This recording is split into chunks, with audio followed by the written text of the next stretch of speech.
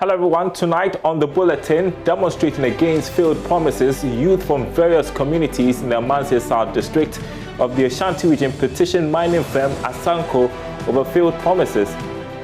Asanko started operation in 2017. The agreement was signed and sealed in 2017. But up to now that we are talking, we have not received not even a peso from Asanko Gold Mines. Also coming up, Google agrees to integrate Ghana in its mapping system as government's digital address system takes shape. At the end of this year, Google has agreed for us to integrate our digital address system into Google Maps so that people can use them here in Ghana. Also tonight, senior advisor to the president, Yao Safumafo, underscores need for competitive tariffs in the energy sector as leverage for the Africa Continental Free Trade Agreement.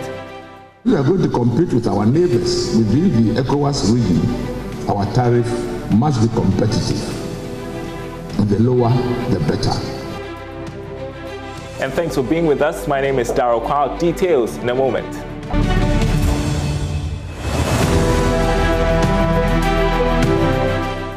Welcome back, everyone. We begin tonight from the Amansie South district of the Ashanti region, where youth from various communities stormed the premises of Asanko Mines to petition the company over the Social Responsibility Fund, employment and other issues of concern.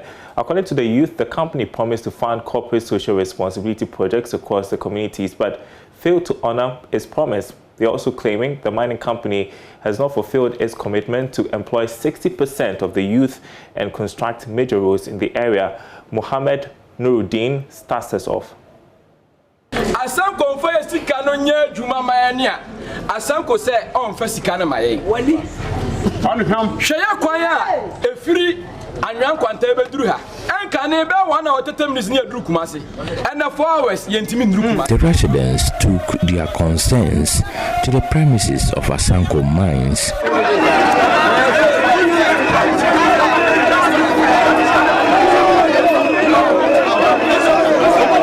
According to them, 4 years have passed since Asanko Mines broke its pledge. Peter Awere is the youth leader of the communities. The agreement was to give us $2 per ounce. Asanko started operation in 2017. The agreement was signed and sealed in 2017. But up to now that we are talking, we have not received not even a peso from Asanko Gold Mines. Due to this, we sent our petition to Kumasi High Court, quoting youth in favor of the communities that Asanko people should release the money into our accounts, and the signatories, it should be represented by them. One from the 23 communities, one from the assembly, one from the Asanko, and one from Nanano. The court or the judge went ahead to state that it's almost 3 months now since we went to court. As I'm talking to you right now, we don't even know where about the money. So right now, what we are doing, that we are showing our displeasure on our Asanko Gold for them to give us the money that is belonging to the communities, the 23 communities that is in the catchment area, and we are giving them the 3 weeks ultimatum because we need the money for our development. As you are talking, looking at the contract, we have the employment contract that they have to give 60% of employment to the local people. They are not doing that. Secondly, they have to reshape our roads every 3 months, even though at least every quarter of the year, let's say 4 months, and they are not doing it. Even those who are working here are not permanent. All of them are casual workers. Their service condition is not good at all. The youth also say the company has denied them opportunity to visit their farms, leaving them financially stranded. Your family, Pabna Francis. Media say, yes, anonymous almost at the idea who call for ma, so the Nichiwa no abo. Assassin Amirano, Omudiashi was when ye almost in Kuala Munko, Yasuna Bibini, Opa, Oba, near Bacho, near Abo, near Seu, Niama, Wofuna Dawa, near Anbasa, almost Muntiasi Kabia Mobia. The disgruntled youth petition the mining company to have their concerns addressed. Head of Security, Health and Safety at Asanko Mines, Nana Amwako says management will look into their concerns and respond. My name is Nana Amwako. I'm the head of Security, Health and Safety So what I want to say is that I'm standing in for the general manager. I've received the petition, and then we are going to discuss it, and effectively we will reply them accordingly and timelessly. Thank you very much. Meanwhile, District Chief Executive for Amansie South District, Clement Opoku Jemfi, who also received a petition from the youth, promised to direct their concerns to the Ashanti Regional Minister. So I received a petition. I will forward it to the Regional Minister's office, and the next step I will let you guys know. That's what I can do, to forward it to the Regional Minister, let him know that this is what is happening. Right? I've already informed him about the current happening here, the demonstration. So forwarding the document to him will be just to officially inform him. So he got to know, and he being a man of wisdom, I know what steps he will take. Will be to mitigate the situation. A report by Mohammed Nuruddin. Dramatic scenes there from the Ashanti region. We head back to the Greater Accra region, where we are told that Ghana has entered into an agreement with the international technology firm Google to have the country's GPS addressed in its mapping system. The agreement was reached after a technical evaluation by Google to certify Ghana's addressing system. Vice President Dr. Mahmoud Bawumia disclosed this during a keynote speech to open the ongoing Youth Connect Summit in Accra. The event, under the theme Africa Beyond Aid, positioning the youth for the post-COVID-19 economy and AFCFTA opportunities, is expected to discuss key issues concerning youth employment on the continent. According to the Vice President, government is using technology to solve many global challenges facing the country. And this is a first. We've engaged Google since last year, and we have now obtained their agreement because they had to go through the technical processes to evaluate our digital address system. So by the end of this year, Google has agreed for us to integrate our digital address system into Google Maps so that people can use them here in Ghana. Speaking at the same event, Assistant Secretary General and Director, UNDP Regional Bureau for Africa, Ahuna Eziakonwa, stressed on the need for African governments to initiate youth-centered policies to reduce the growing poverty on the continent. Meanwhile, Deputy Minister for Trade and Industry, Herbert Krapa, has called on African governments to adhere to the Maputo Declaration to eliminate youth unemployment. If anything threatens the security of our continent more than anything else, it is youth unemployment and joblessness. Positioning the youth for the COVID aftermath requires deliberate continental and national policies at the highest level. At the continental level, among other things, governments should adhere to the 2003 Maputo Declaration, which enjoins all of us to allocate a minimum of 10% of budgetary provision to agriculture. That sector has a potential to lift millions of Africa's youth out of poverty. The 2021 edition of the Youth Connect Africa Summit is the first large continental meeting focused solely on drawing stakeholders together to address the most pressing youth development demands within this post-COVID-19 pandemic period. Well, you had the Deputy Trade Minister address employment issues, and while the Finance Minister, Ken Ofori-Atta's comment on the unemployment situation is causing quite a stir all week. Now, at the UPSC graduation ceremony, Mr. Ofori-Atta told graduates the public sector payroll is full and urged them to venture into entrepreneurship. Listen. So the future for you with regards to jobs, of course, is the most important thing at this stage. We have gone through a period where most people look for jobs with government, etc. That payroll is full. I can tell you that because we are spending some 60% of our revenue on remunerating some 650,000 people, and that's not sustainable. The question then really has trained you to be entrepreneurs. And your question will be, where will I get the financing from, etc. But you do, and you have the skill set to be able to do what you have to do. Our responsibility as government is to create an environment of macro stability, currency stability, and ensure that you have access to the relevant skills and financing. So this budget that we are going to be doing is going to really focus on the youth and budget. And tomorrow we have a program here looking at what the youth demands and how we can structure the next 2-3 years of the Ghana Obatampa program to ensure that you become your own bosses and you become entrepreneurs. So it's a new world out there where you need to, it's not a factory that is employing 10,000 people, but it's individuals like you employing 2, 3, 4, 5 people. Well, that was the Finance Minister Ken Ofori-Atta. And why are we bringing this up? Well, tonight on Joy Business Social, we ask, in the face of a jobs crisis, can every graduate become an entrepreneur? Guests are CEO of the Chamber of Young Entrepreneurs, Sheriff Gali, and Chief Finance Officer at the Valley View University, Dr. Williams Pepra. We'll also hear from an unemployed graduate and one who has been able to start his own business to discuss whether or not every graduate can become an entrepreneur. As you heard the Finance Minister Ken Ofori-Atta implore that they should consider that in the face of joblessness. That's tonight at 6 across our social media platforms. Do make a date. Moving on, senior advisor to the President, Yao Safo-Maafo, has underscored the need for competitive tariffs in the energy sector as leverage for the Africa Continental Free Trade Agreement. According to him, this will position the country to lead the industrial boom in Africa. The former senior minister also highlighted other policy imperatives for the country's energy sector at Day 3 of the Ghana Economic Forum organized by the Business and Financial Times.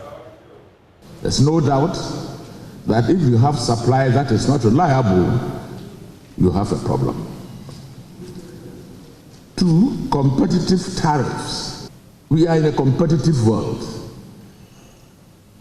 And the competition is not only intra, but inter.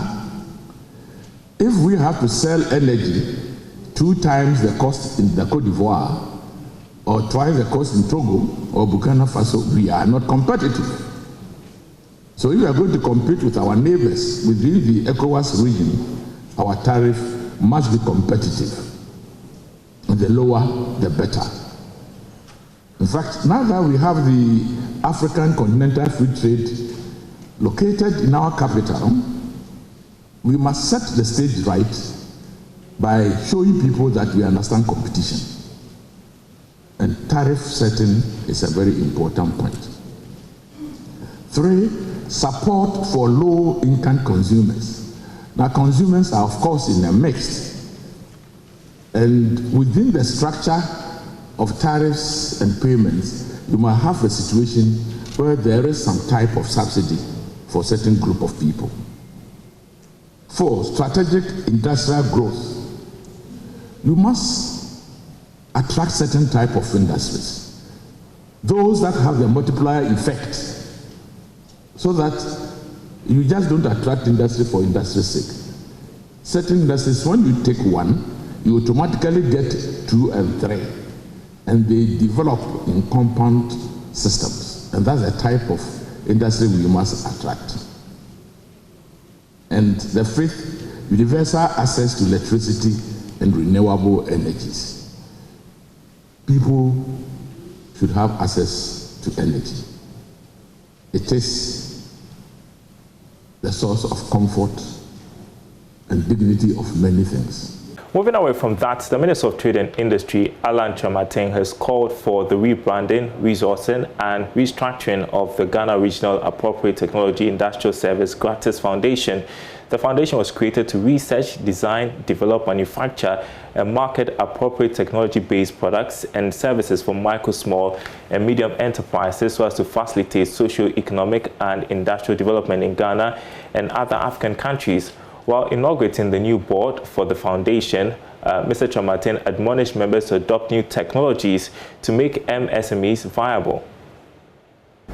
We need to do a number of things to ensure that Gratis now is repositioned to fit into the new vision and the dynamics of the current times. And this repositioning requires 3 things. First is that we need to restructure Gratis Number 2, we need to rebrand Gratis. And number 3, we need to resource Gratis. So basically, you are operating on 3 R's. It doesn't matter which order the R's come. They are all important. They reinforce each other. But let me start with rebranding. The fact that you have an organization called Gratis Foundation in itself can be very deceptive to the constituencies that you serve, because it's very easy for people to think that you are there to offer free services. Gratis Foundation. But once you are a government institution, it is important that you also operate on sound commercial lines to ensure sustainability. And so, as a new board, one of the responsibilities that I want to bestow on you is to start thinking about how we rebrand our institution. We've gone through a similar exercise with the National Board for Small Scale Industries, which basically is the other side of the coin, is Gratis and then MBSSI. Meanwhile, Chairman of the newly constituted Gratis Foundation Board, Dr. Richard Amakoba, highlighted the resources the foundation needs to function effectively. This time I know what we are up against, and we are fully capable of turning Gratis around. But that part about resource is the key thing now. Believe it or not, the people at Gratis, Kanda and his people, they're already working. They're rebranding, they started working on that already. And so in just next week, this is official now, next week we'll come up with a new name and let you see it. The rebranding is not difficult. We need money to advertise and let people know what we are doing now, right? And so I thank you, Honorable Minister, for giving us a second chance. I know that our work is now very big. But since we know the terrain a bit, it won't be as difficult as it was before. This board, this term, is going to raise Gratis to stand up strong. But I have to say from the onset, we cannot stand up, since Honorable Minister himself said we've been floating. And if you float too long, you will sink. And we've been in the water too long. So now, Honorable Minister also said we have to be resourced. And so we'll turn to our senior brothers. Actually, I like to call the ministry our uncle, to really look our way, as they did NBSSI. And you're watching Business Live. We are taking a short break. We'll be back with some more stories.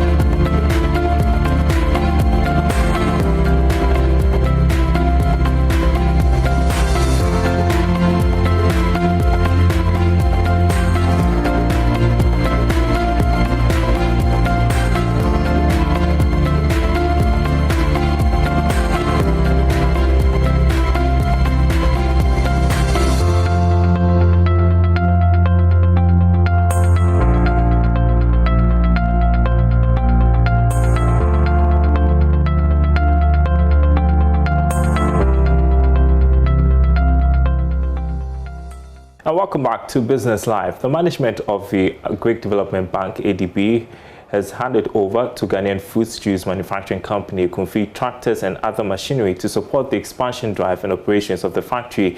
The new board and management of ADB paid a working visit to the Kumfi Foods and Juices Limited at Kumfi in the Central Region to get first-hand information on the usage of funds extended to the facility.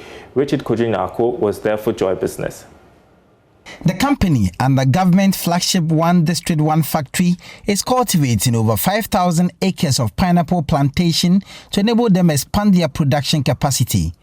Currently, the factory's production capacity is about 10 tons of pineapple per hour. Handing over the equipment to the company, the managing director of the Agricultural Development Bank, Dr. John Kofi Mensah, commended them for their exploit and resilience in the agro-processing sector. He said the Agri Development Bank will continue to support such investments. We believe in sustaining these projects. Most of these projects import concentrates from outside the country. So we deem it fit that we should finance outgrower and in-grower schemes to support these factories. And one key importance of this venture, which is being pushed by the bank and our agribusiness division is keen on it, is that it creates jobs for locations that these outgrower and in-grower schemes are. It raises the standard of living of the population. It is also cushioning us from spending hard cash, foreign currency, in the importation of concentrates. Board chairman and the Omahine of the Kwewu traditional area, Tasibre Kwamwe Japan II, indicated the visit by the new board of directors of ADB is part of their commitment to get first-hand information on how loans disbursed to companies are being used and to further strengthen their relationships with their cherished customers. He disclosed the bank has so far disbursed in excess of over 100 million Ghana cedis to 17 companies under the 1D1F initiative in the areas of agro-processing, aquaculture and poultry. We have identified the outgrower scheme as a reliable way of supporting our industries with raw materials under the government's 1D1F as a One District One factory, and also creating jobs in our local communities to help curb the rural-urban migration menace. ADB has so far disbursed in excess of over 100 million Ghana cedis to 17 companies under the One District One Factory initiative. Operations manager of the Kumfi Fruit and Juices Factory, Frederick Kwabna Akwa, intimated how supportive ADB has been to a Kumfi Fruit and Juices Factory. And looking at our capacity and the level of acceptability in the country, generally, we needed to step up production. So ADB came in handy, gave us the support that we need to develop this outgrower, in-grower, shared grower schemes that we are applying here. Why we're doing this is that our capacity is to do, our capacity at the factory, our processing capacity is about 10 tons per hour. We are talking about 100,000 fruits. The management of Eco Juice announced 2 new products that would be introduced in the first quarter of 2020, the Pine Shandy and the Cape Beer. Reporting for Joy News, Richard Kojinako. And that's Business Live tonight. Thanks for watching. More news on our website, myjoyonline.com/business. Thanks for watching. My name is Darryl Kwao. We are back same time tomorrow.